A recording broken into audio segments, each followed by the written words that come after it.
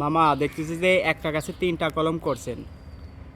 এটা মূলত একটা গাছে 3টে জাত করেছি। সেই 3টা জাত হচ্ছিল কি, এইটা হলো বানানা, এটা বানানা। হ্যাঁ, এইটা হচ্ছিল আম্রুফালি, এইটা হলো মল্লিকা। তা দেখা যাচ্ছে যে আপনারা জায়গা হলো একটা জায়গা গাছ লাগাইলে আর আমি কোনো গাছ লাগানোর জায়গা নাই, হ্যাঁ সেই মূলত সেই ভদ্রলোকের জন্যই এই গাছটা লাগাইলে সে 3টে স্বাদ পাবে, একই গাছের জায়গা থেকে সে 3 রকমের ফল খাইতে পারবে। তো দেখা যাচ্ছে যে এর মধ্যে 3টে কলাম একসঙ্গে পাকবে না, একটু আগা পাচায় হ্যাঁ, পাকবে। সেটা যেমন আগে পাকবে আম্রফালি, তারপরে পাকবে বানানা, বানানা তারপরে ম্যাঙ্গো। মল্লিকা।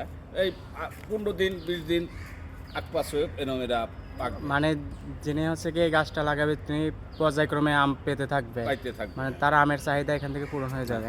আর একটা ডাল যদি থাকতো আমি 12 মাসই করে দিই, ও আচ্ছা, তাহলে আমি 4টে সে এক জায়গাতে এসে 4টে রকমের স্বাদ পাইতো। 12 মাসি বলতে যে বাড়ি 11। হ্যাঁ, বাড়ি 11 সে সারা বছর দেয়। আচ্ছা সে আমও আমার কাছে আছে, আমি করেছি এরকম 3টা করেছি, সেটাও আছে আমার কাছে। আচ্ছা।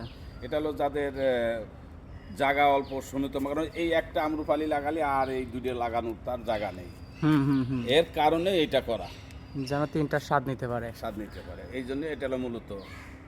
আচ্ছা মামা, ধন্যবাদ আপনাকে।